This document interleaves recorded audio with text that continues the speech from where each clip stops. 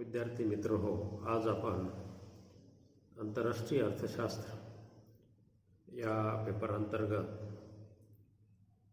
कोटा म्हणजे काय याविषयी विश्लेषण करणार आहोत। या अगोदरच्या लेक्चरमध्ये आपण प्रशुल्क या प्रकरणाविषयी चर्चा केली। प्रशुल्क म्हणजे काय, प्रशुल्काचे परिणाम आणि प्रशुल्क विषयक शासनाचं भारत सरकारचं धोरण या अनुषंगाने आपण चर्चा केली। आज आपण कोटा म्हणजेच या ठिकाणी या संकल्पनेचं विश्लेषण करणार आहोत। कोटाची व्याख्या आणि कोटा याचे विविध अनुषंगाने केलेलं विश्लेषण आपल्याला या ठिकाणी पाहता येईल। व्यापार निर्बंधाच्या दृष्टिकोनातून जेव्हा आपण विचार करतो, व्यापारावर विविध प्रकारचे निर्बंध लादले जातात। त्यामध्ये अनेक विविध प्रकारामध्ये प्रामुख्याने प्रशुल्क आणि कोटा हे पारंपरिक स्वरूपाचे निर्बंध असलेले दिसून येतात।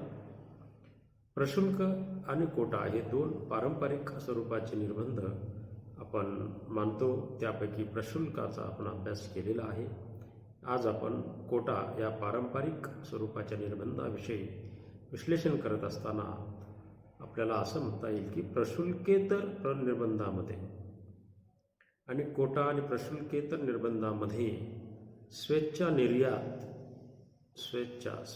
निर्यात निर्बंध लादणे, त्याचबरोबर मूल्यावपाती विक्री,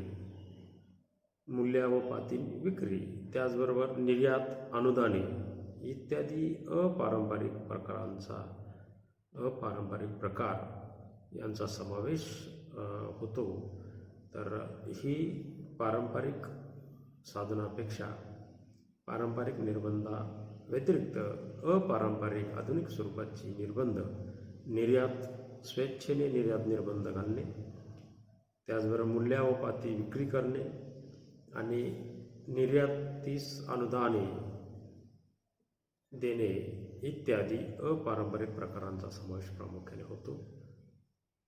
कोटाच्या संदर्भात बोलत असताना देशाच्या व्यवहारामध्ये शेषातील विशिष्ट प्रवृत्तींचं नियंत्रण, व्यापारशेष यामधील विशिष्ट प्रवृत्तींचं नियंत्रण करण्याच्या दृष्टीने या ठिकाणी प्रशुल्कासह किंवा स्वतंत्रपणे कोटा स्वरूपाचे निर्बंध या ठिकाणी आंतरराष्ट्रीय व्यापारामध्ये वापरले जातात, आकारले जातात आणि त्याचा वापर करून आंतरराष्ट्रीय व्यापारावर निर्बंध लादण्याचं काम त्या देशाकडून प्रामुख्याने हे होत असते। कोटा म्हणजे काय याविषयी चर्चा करत असताना कोट्याची व्याख्या या ठिकाणी आपल्याला पाहता येईल। तर ही व्याख्या पाहताना आपल्याला असं म्हणता येईल, आयात किंवा निर्यातीच्या नगसंख्येवरील लादण्यात आलेले संख्यात्मक निर्बंध। आयात किंवा निर्यातीच्या नगसंख्येवरील लादलेले संख्यात्मक निर्बंध म्हणजेच कोटा निर्बंध होय। म्हणजे थोडक्यात या व्याख्येचा अर्थ असा आहे की आयात करायची असो किंवा निर्यात करायची असो, एखाद्या वस्तूची आयात करायची असो किंवा निर्यात करायची असो, तर अशा वस्तूच्या नगसंख्येवर निर्बंध लादले जातात, संख्यात्मक निर्बंध लादले जातात। आणि हे संख्यात्मक निर्बंध जे लादले जातात त्यालाच आपण कोटा निर्बंध म्हणतो। आता हे संख्यात्मक निर्बंध म्हणजेच कोटा का लादला जातो, तर त्याचं कारण असं की आयात किंवा निर्यात, त्याचं कारण असं की त्या विशिष्ट वस्तूची आयात किंवा निर्यात कमी करण्यासाठी कोट्याचा वापर केला जातो। म्हणजेच संख्यात्मक निर्बंध किंवा कोटा, संख्यात्मक निर्बंध किंवा कोटा कशासाठी वापरतात, तर एखाद्या वस्तूची आयात किंवा निर्यात याच्यामध्ये घट घडून आणणे, ती कमी करणे किंवा पूर्णतः ती आयात किंवा निर्यात बंद करणे याकरिता कोटा याचा वापर प्रामुख्याने करत असतो. त्याचा आपण त्या अनुषंगाने कोट्याचा वापर केला जातो असं आपल्याला सांगता येईल. कोट्याचे काही प्रकार, टाइप्स ऑफ कोटा किती आहेत? कोट्याचे प्रामुख्याने आयात कोटा आणि निर्यात कोटा. आयात कोटा म्हणजे इम्पोर्ट कोटा आणि निर्यात कोटा म्हणजे एक्सपोर्ट कोटा. तर अशा प्रकारे हे दोन प्रकार आपण पाहिले कोट्याचे, आयात कोटा आणि निर्यात कोटा. तर या दोन कोट्याचा जेव्हा आपण विचार करतो त्यातला आयात कोटा हा कशासाठी किंवा आयात कोटा नेमकं याचं स्वरूप काय याचा विचार आपण या ठिकाणी करत असताना असं म्हणता येईल की एखाद्या देशाच्या सरकारला जेव्हा आयात नगसंख्या, एखाद्या देशाच्या सरकारला जेव्हा आयात नगसंख्या याचं प्रत्यक्ष, आयात नगसंख्येचं प्रत्यक्षपणे नियंत्रण करायचे असते, एखाद्या देशाला आयात नगसंख्येचे प्रत्यक्ष नियंत्रण करायचे असते, तेव्हा आयात कोटा आकारला जातो. म्हणजे एखादी विशिष्ट वस्तू आहे आणि त्या विशिष्ट वस्तूची आयात नगसंख्या कमी करायची, त्याच्यावर पूर्णपणे नियंत्रण मिळवायचे. अशा वेळेस त्या विशिष्ट वस्तूच्या आयातीची आपल्याला विक्री करताना किंवा त्या विशिष्ट वस्तूची आयात किती करावयाची, आपल्या देशात त्या वस्तू किती प्रमाणात येतील, त्याची एक विशिष्ट नगसंख्या ठरवून दिली जाते आणि ती विशिष्ट कालावधीकरिता ती नगसंख्या ठरवून दिली जाते. उदाहरणार्थ समजा असं आपण म्हणूया तांदूळ आपल्या देशात आयात करायचे, तर मग तांदूळ आयात करायचे तर त्याच्यावर बंधनं घालायचे, कोटा लादायचा, तर असं ठरवलं जातं. किंवा 1000 क्विंटलच तांदूळ 2020 ते 21 या वर्षामध्ये आपल्या देशात फक्त आयातीला परवानगी दिली जाईल. किती? 1000 क्विंटल तांदूळालाच परवानगी 2020-21 या वर्षाकरता. म्हणजे वर्ष म्हणजे फिक्स ठरला कालावधी आणि नगसंख्यासुद्धा ठरली, कालावधी ठरला, नगसंख्या बी ठरली. ती किती? 1000 क्विंटल. आणि वस्तू कोणती? ते तांदूळ. अशा प्रकारे आयात, तांदूळाची आयात 1000 क्विंटल 2020 ते 21 या वर्षामध्ये होईल. अशा प्रकारचा कालावधी ठरवून ती आयात नगसंख्या निश्चित केली जाते. आता निर्यात कोट्याच्या संदर्भामध्ये आपल्याला सांगता येईल, एखाद्या देशाच्या सरकारला जेव्हा वाटलं की निर्यात मूल्य जे आहे या निर्यात मूल्यावर प्रत्यक्षपणे नियंत्रण असलं पाहिजे, जेव्हा निर्यात मूल्याचं प्रत्यक्ष नियंत्रण सरकारला करायचे असते,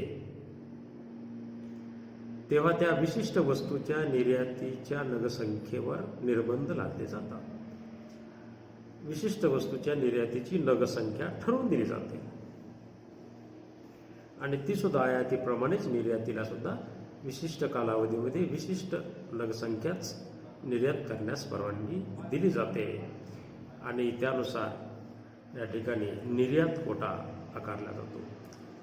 उदाहरण आपल्याला द्यायचं झालं तर या संदर्भात जास्तीत जास्त समजा 100 टन गव्हाची निर्यात, जास्तीत जास्त समजा 100 टन गव्हाची निर्यात 2011 ते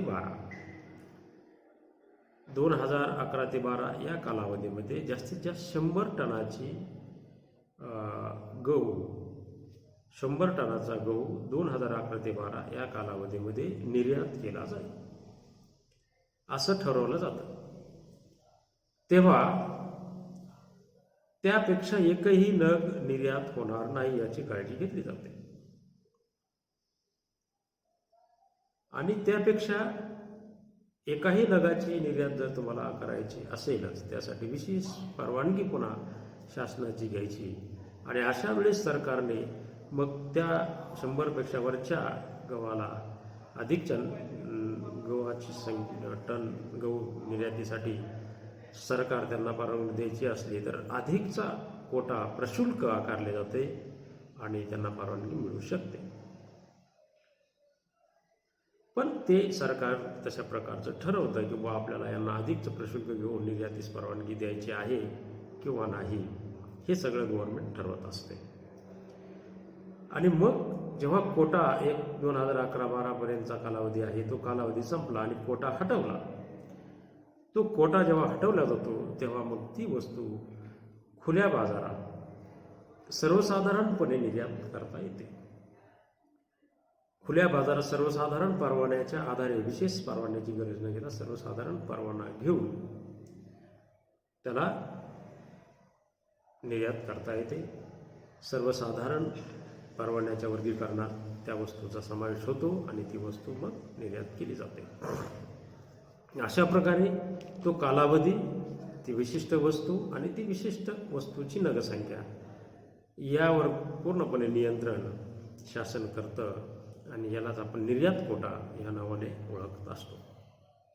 आता या ठिकाणी प्रशुल्क कोटा काय आहे? आपण आतापर्यंत आयात कोटा, निर्यात कोटा हे 2 प्रकार पाहिले.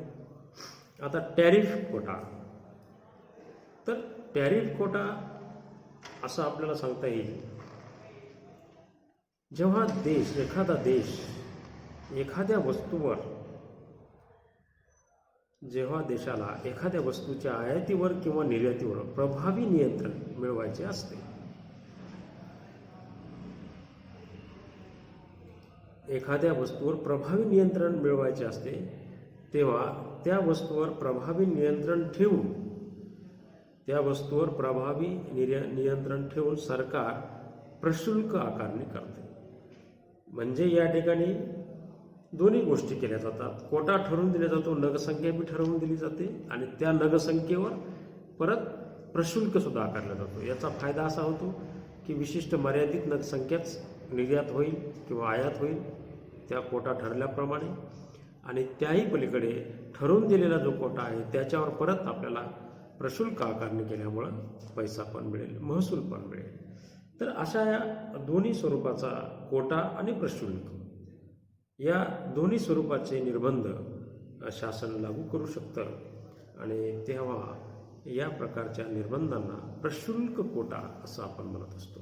जेव्हा अशा प्रकारचं निर्बंध शासन लादत असतं तेव्हा याच निर्बंधांना प्रशुल्क कोटा असे म्हटले जाते. म्हणजे एकाच वेळेस कोटा ठरवून देणे आणि त्याच वेळेस त्या कोट्यावर प्रशुल्क पण आकारणे असा त्याचा अर्थ आहे. उदाहरणार्थ काय? उदाहरण आपण जर घेतलं तर जास्त लक्षात येईल.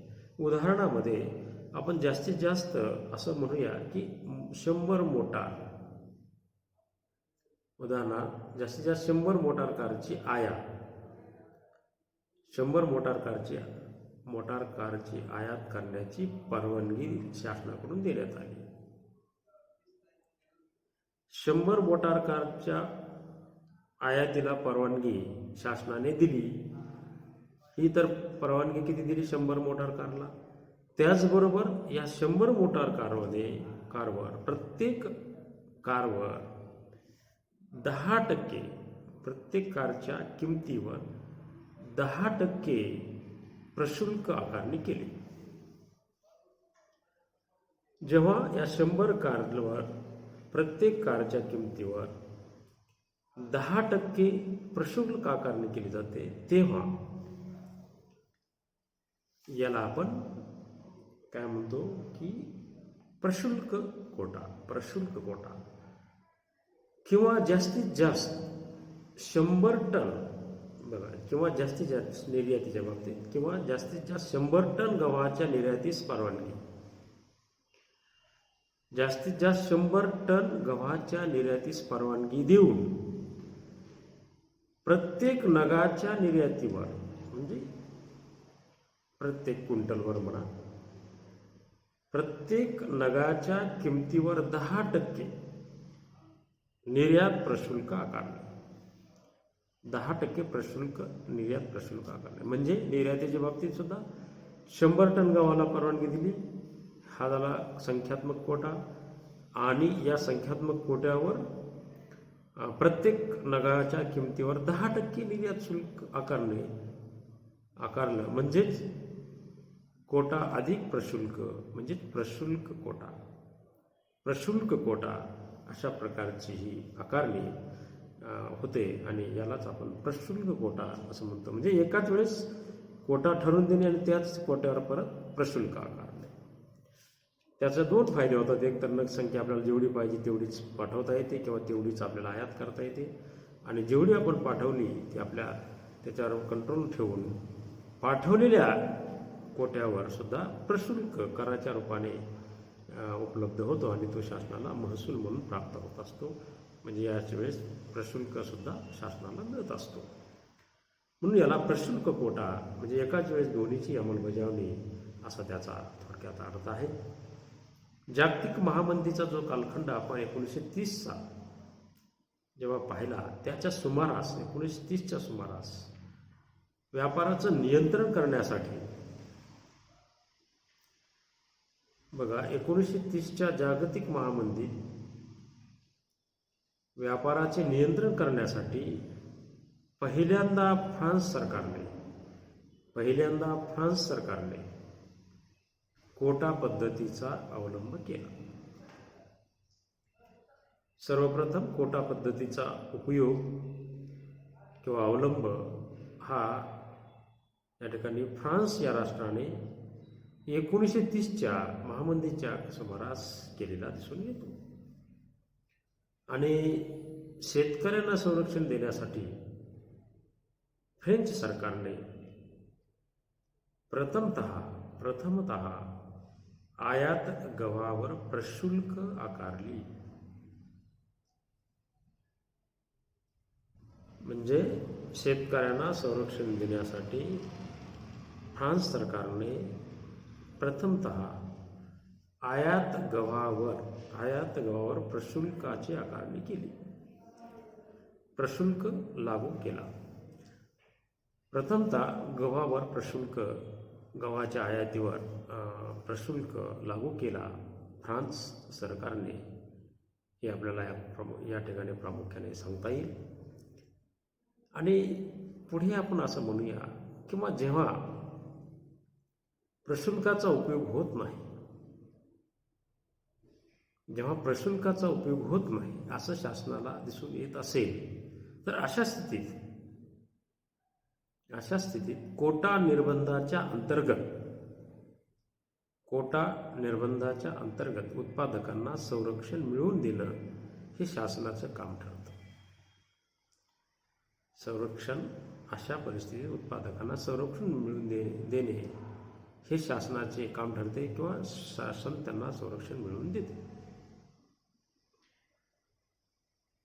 मग अशा वेळेस संरक्षण मिळवून देऊ शकत असेल सरकार तर मग यालाच आपण कोटा याचा वापर करून त्यांनी संरक्षण मिळवून देण्याचा प्रयत्न केलेला असतो.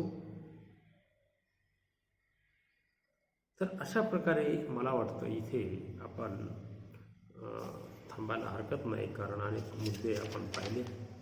यामध्ये कोटा म्हणजे काय, कोट्याची व्याख्या, कोट्याचे प्रकार, आयात कोटा, निर्यात कोटा, प्रशुल्क कोटा. तर अशा प्रकारे आपण ह्या तीन प्रकारच्या कोट्याचा अभ्यास या ठिकाणी केला, कोट्याचा अर्थ समजून घेतला आणि अशा प्रकारे कोटा ही संकल्पना आपण समजून या विविध मुद्द्यांच्या माध्यमातून घेतलेली दिसून येते. मला वाटतं आजचं हे व्हिडिओ लेक्चर तुम्हाला समजलं असेल आणि एखाद दुसरा जर प्रश्न असेल तर तुम्ही व्हॉट्सअप ग्रुपवर कॉमेंट्स करू शकता, प्रश्न विचारू शकता. त्याची उत्तरं पुढील लेक्चरमध्ये निश्चितपणे देण्यात येतील असं या ठिकाणी मी तुम्हाला सांगतो. आणि आजचं हे व्हिडिओ लेक्चर पूर्ण झाले असे स्पष्ट करून येथे थांबतो. धन्यवाद.